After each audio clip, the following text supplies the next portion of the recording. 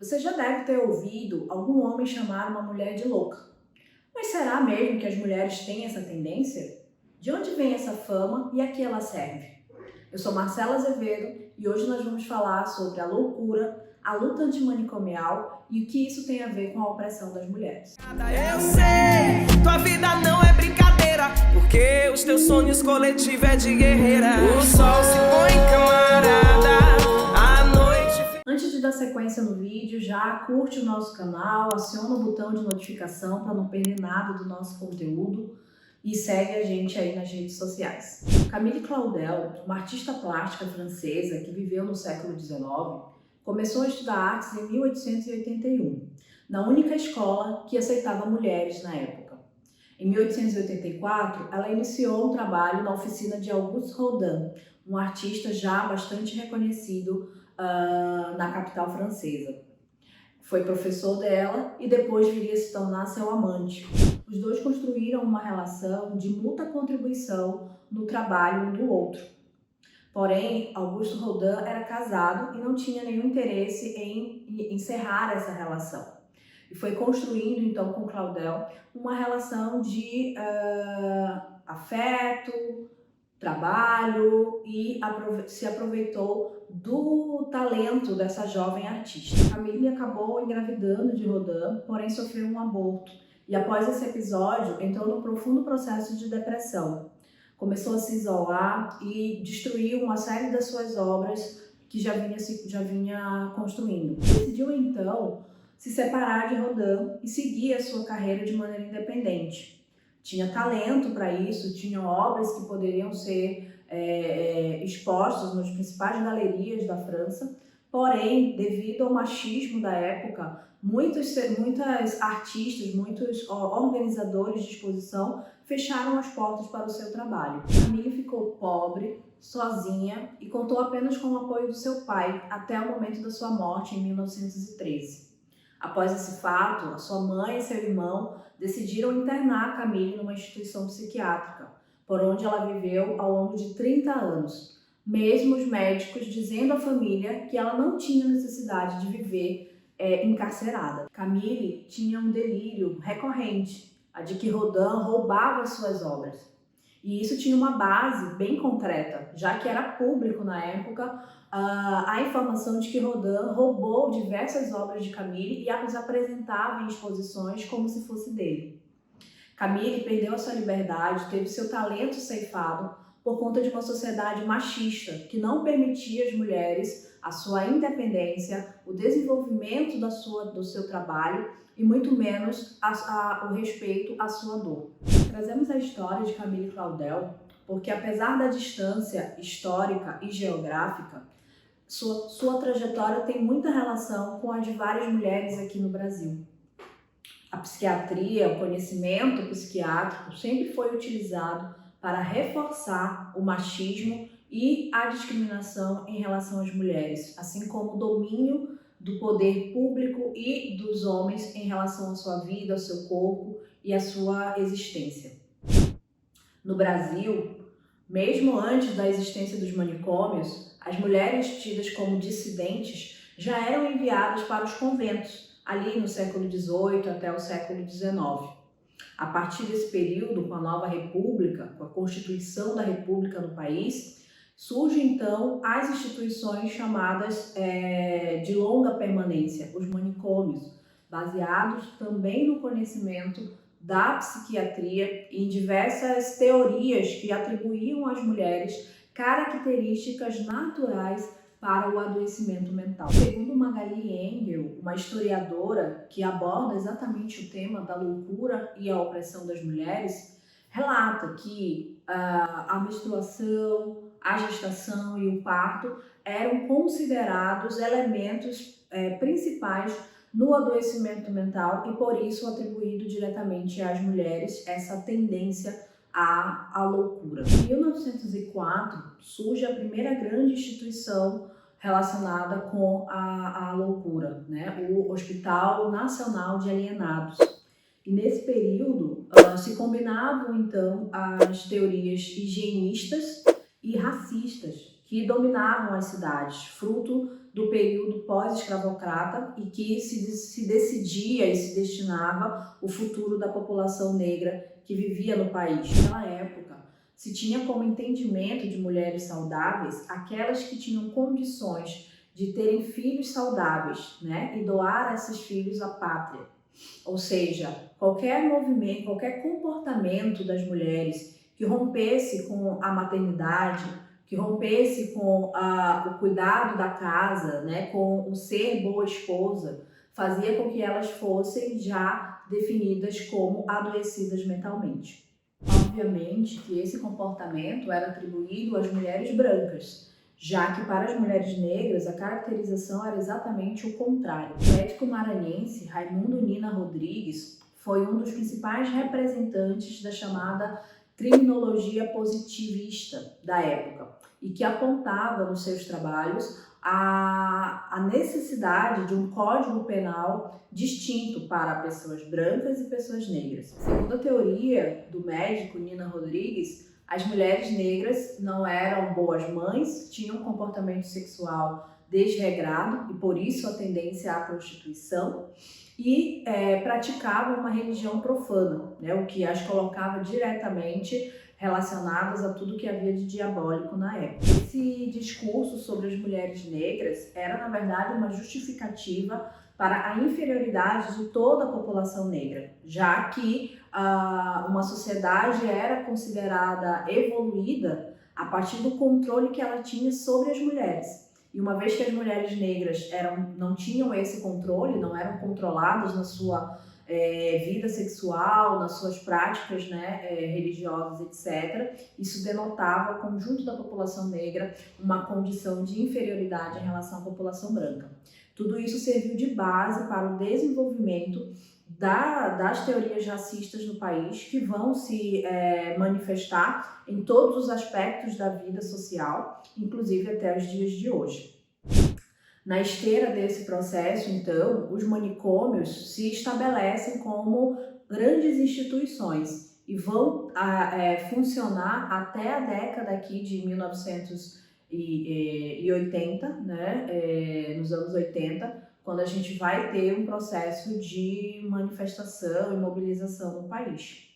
A história dos manicômios, ela é uma história de reprodução de todo tipo de opressão e de várias violências, né, com essa população que ali foi encarcerada. A justificativa de garantir um atendimento às pessoas com transtorno mental, na verdade, os manicômios se tornaram verdadeiros depósitos de todas aquelas pessoas que estavam fora da normativa social. Pessoas com comportamento inadequado, segundo o julgamento moral da época, mulheres que foram engravidadas por seus patrões, esposas que impediam a convivência do seu marido com as amantes, jovens que perderam a virgindade antes do casamento, prostitutas, alcoólatras, pessoas que tinham um comportamento mais isolado, tímido. Todos esses foram direcionados para os manicômios.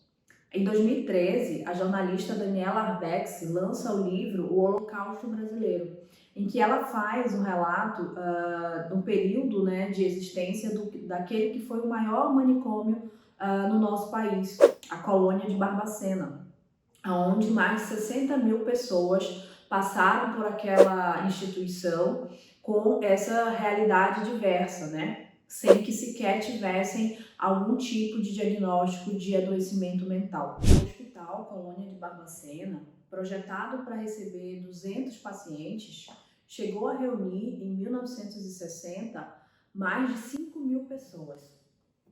Ao chegarem naquele espaço, os pacientes tinham sua cabeça raspada, as suas roupas retiradas, seus nomes eram esquecidos, eles eram rebatizados pelos funcionários do hospital. E o tratamento era o mais desumano possível. As mulheres sofriam estupros, ficavam expostas, né, àquela condição. Quando grávidas, tinham os seus filhos roubados e entregues à adoção. Muitas delas tentavam proteger a gestação passando fezes na barriga. Porém, no momento do parto, era inevitável a retirada dos seus filhos, ainda dos seus braços, para ser destinado à adoção. Cerca de 30 bebês foram roubados das suas mães no Hospital Colônia de Barbacena. Havia também vários tipos de agressão, né, de humilhação. Vários desses pacientes chegavam a comer ratos, bebiam água do esgoto ou urina, dormiam ao relento, né, e a região é uma região bastante fria. Muitos morreram por conta, né, dessa exposição ao frio. Morreram também por conta dos tipos de tratamento que recebiam, chamados eletrochoques, que deixavam os pacientes completamente vegetativos, quando não levavam à morte. As chamadas lobotomias, que era uma retirada da parte do cérebro, que também deixava essas pessoas completamente vegetativas. E não havia nenhum tipo de fiscalização, né, no serviço, nesse tipo de tratamento. O poder psiquiátrico realizou nesse espaço, assim como em vários espaços semelhantes nos manicômios espalhados pelo país, todo tipo de experiência com essa população. E mesmo depois de mortos, ainda não havia descanso. Vários corpos dessas pessoas, dos manicômios, foram entregues para as faculdades, né, de medicina, da área da saúde, para servirem como objeto de estudo nas suas aulas práticas, sem qualquer consentimento, né, das pessoas em vida que já tinham perdido o seu poder de decisão, ou mesmo de familiares, porque não havia esse lastro de relação. Frente a esse contexto, todos os setores oprimidos eram então direcionados para essa condição de isolamento, né, de encarceramento. Então, as mulheres eram um grande alvo desse processo, mas também a população LGBT, a população neurodivergente, PCD, né, que na época não havia um entendimento da real condição dessas pessoas, também eram direcionadas para aquilo que o psiquiatra italiano Franco Basaglia, um dos grandes lutadores pelo fim dos manicômios, definiu como um campo de concentração, né, quando ele visitou o Hospital Colônia de Barbacena. Com o processo de luta no Brasil pelo enfrentamento à ditadura militar e pelo processo de redemocratização do país, uma das pautas levantadas foi a luta antimanicomial. Apoiados na experiência da Itália, né, que tinha Franco Basaglia como uma referência nesse processo de reforma psiquiátrica, o Brasil também palmou aí a luta pelo fim dos manicômios e pela construção de uma rede de serviços que pudesse dar um atendimento digno à população com adoecimento mental, fazer de fato essa separação, né, de critérios diagnósticos da psiquiatria e a garantia de um atendimento humanizado e não de encarceramento, mas um tratamento de inserção na sociedade. Isso, até os dias de hoje, a gente vê a rede, né, de substituição dos manicômios que ainda está em processo de consolidação, que são os CAPs, né, os Centros de Atenção Psicossocial, as residências terapêuticas, que são direcionadas para aquela população que viveu um longo período nos manicômios, que possam serem reinseridas em um ambiente doméstico, mas também para aquelas pessoas que nos dias de hoje têm um transtorno, têm um diagnóstico, mas têm condições de viver com autonomia, né? Os centros de convivência, que seriam espaços, então, para que essa população possa realizar um atendimento de manutenção do seu tratamento, né? Não necessariamente vão ficar a vida toda em um CAPS, mas podem estar em um centro de convivência com muito mais autonomia e liberdade no seu fazer. Infelizmente, esse processo da reforma psiquiátrica no Brasil, ele teve um período de expansão, porém é um serviço e é uma discussão que está em constante ameaça, porque dentro da lógica capitalista, a necessidade de você se adequar a uma normativa para a produção, né, para garantir o lucro da burguesia, ele segue em curso e cada vez mais cruel e feroz com o conjunto da população. E, obviamente, né, se olha para essa realidade do adoecimento mental como mais um espaço de lucro, como já foi no passado, e há a constante tentativa de fazer com que se torne novamente um espaço de lucratividade. E a gente também segue convivendo com algumas práticas extremamente violentas, como é o caso da cura gay, a prática que se arvora a determinar, né, o tratamento para pessoas homossexuais ou de identidade de gênero fora da cisgenaridade, a partir de um tratamento, né, como se fosse uma doença, né, olhando essa questão da orientação sexual e da identidade de gênero como uma doença. A cura gay é praticada em clínicas clandestinas e comunidades terapêuticas, muitas delas ligadas, né, a algum viés religioso e a teorias reacionárias. Se pautam em métodos extremamente violentos, como o estupro corretivo de mulheres lésbicas e bissexuais, eletrochoques, né, exposição de pornografia a homens homossexuais, sempre se valendo do imaginar, da utilização da mulher como objeto sexual para esse tipo de estimulação, né? Em 2017, uma matéria no site Metrópole denunciava várias clínicas da América do Sul que tomavam esse tipo de tratamento, né? Várias mulheres denunciaram a prática do estupro corretivo, humilhações, escárnios, né? As mulheres eram obrigadas a fazer desfiles de salto com roupas femininas quando tinham sua identidade de gênero associada ao masculino. Havia também agressões físicas, os eletrochoques, que são extremamente agressivos, né, às pessoas. Todo tipo de prática de humilhação era realizado com esses pacientes. E mesmo aqui no Brasil, na época, quando se denunciou nessa matéria o Equador e o Peru, também acabou tendo algum efeito aqui no Brasil, onde o Ministério Público investigou em sigilo ao menos 6 clínicas aqui no nosso país, né, que também estava sob o indício de realizar esse tipo de prática. Recentemente, em 2020, uma clínica de hipnose no Distrito Federal divulgou no seu site a prática do tratamento da cura gay com resultados em até 6 meses. Após serem indiciados, né, o dono da clínica disse que tinha sido um equívoco com a palavra homossexualismo, que já tinha retirado do site, que na verdade não era uma prática realizada ali na instituição. Porém, a gente sabe que essa ameaça ela é constante, né? Ela vai permeando aí o imaginário da população e sendo parte das discussões, da disputa de consciência até os dias atuais. O governo Bolsonaro, obviamente, né, defendia exatamente esse retrocesso na legislação do atendimento à população com adoecimento mental.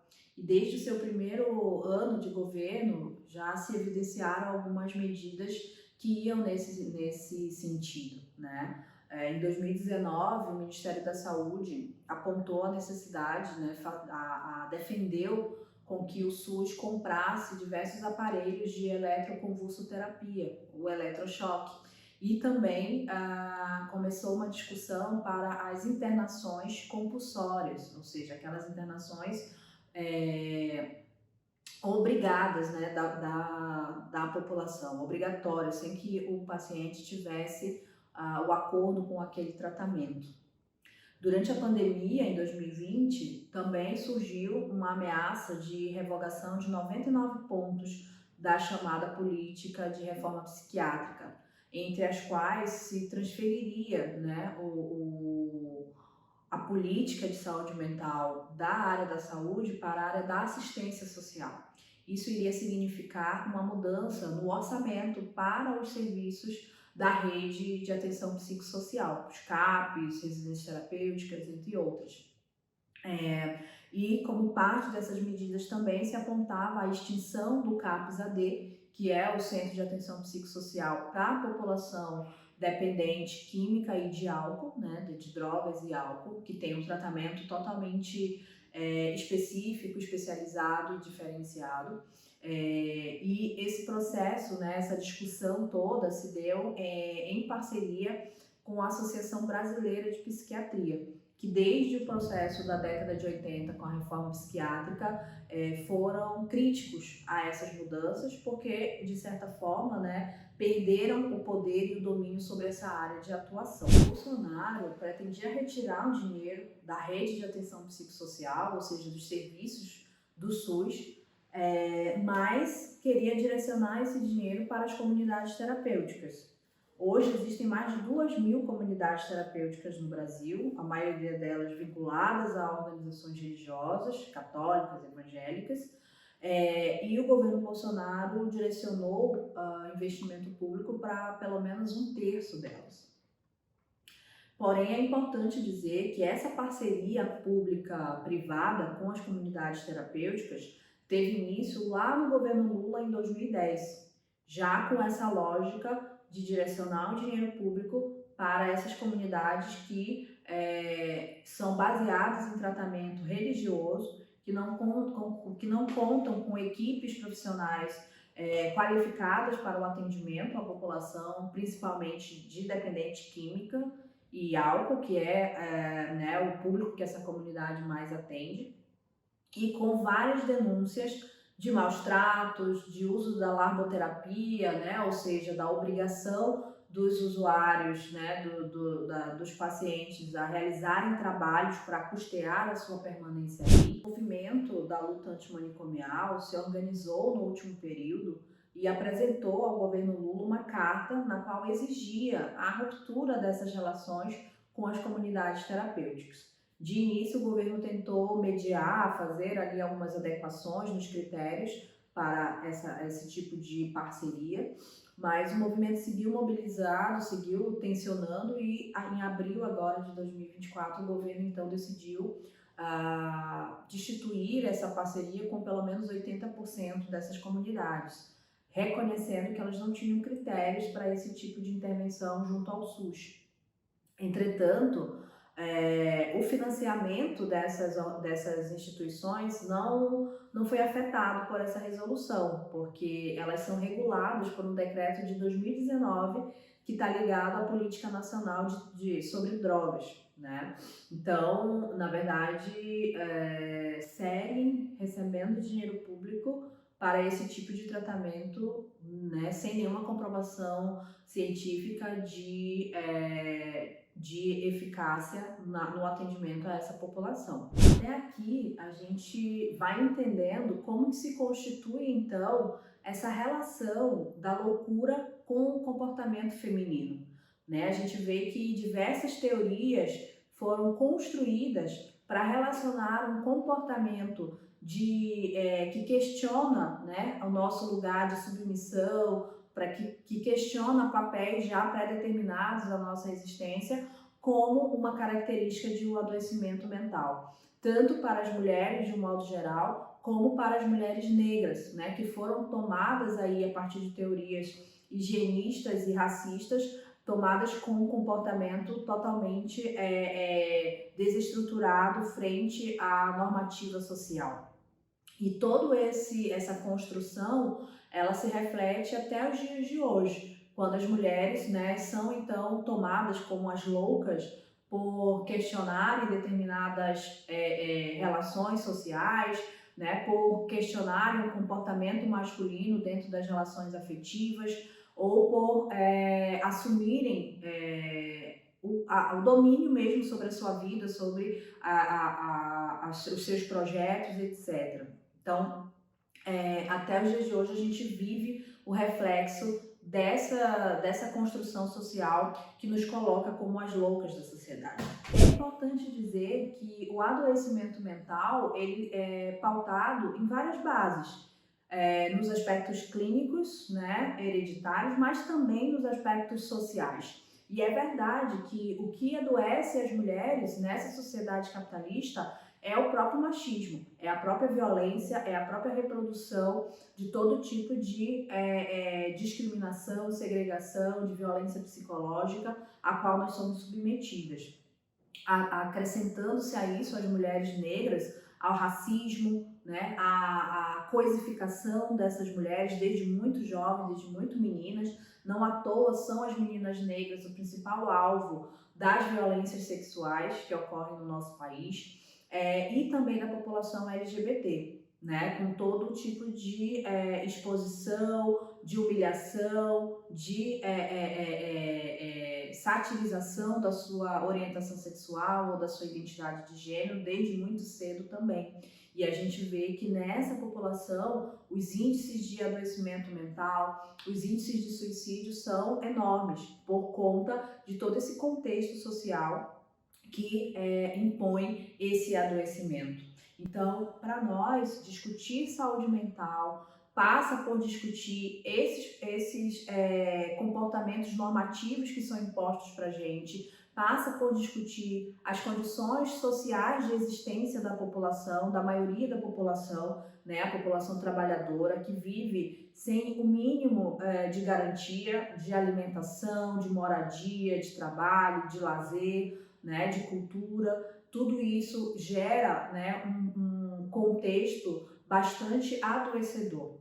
E, portanto, discutir esses processos passa também por discutir e questionar o próprio sistema capitalista, que segue reproduzindo essas opressões, que segue reproduzindo esse tipo de existência para garantir o lucro de uma ínfima minoria que é a burguesia.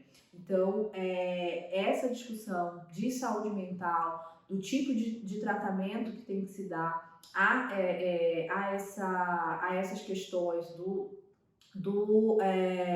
dos critérios diagnósticos para um adoecimento mental, tudo isso passa por enfrentar também a lógica capitalista e por apontar a necessidade de construir uma sociedade onde a loucura não seja também, né, critério de lucro, onde a loucura não seja uma produção necessária para que alguns tenham benefícios, privilégios, enquanto a maioria da população sofre para garantir esse lucro.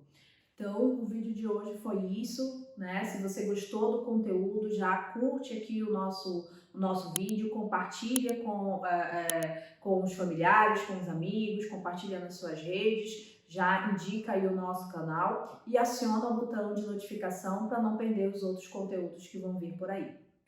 Eu sei, tua vida não é brincadeira, porque os teus sonhos coletivos é de guerreira. O sol se